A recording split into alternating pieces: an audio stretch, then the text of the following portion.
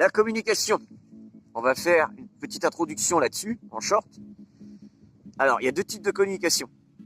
Celle visuelle, gestuelle, et celle orale, soit de voix à oreille, ou soit via, le plus régulièrement, un talkie. Donc la règle d'or dans la communication, c'est qu'il faut être précis, concis, éviter d'être trop clair si jamais l'adversaire est à même de nous entendre ou de nous voir. Il faut essayer de coder sa communication.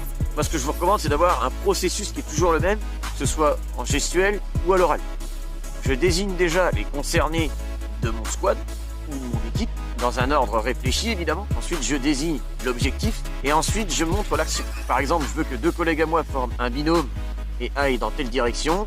Je vais en désigner un deuxième. Je vais faire ça, ils vont comprendre qu'il faut qu'ils se mettent ensemble et je vais faire le signe de avancer.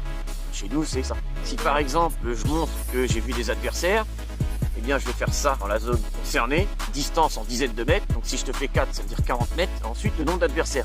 Au sein du squad tactique, on a créé un code de signes. Il y en a à peu près trentaine à connaître. Ça peut paraître beaucoup, mais en soi, franchement, ça s'apprend assez rapidement et facilement.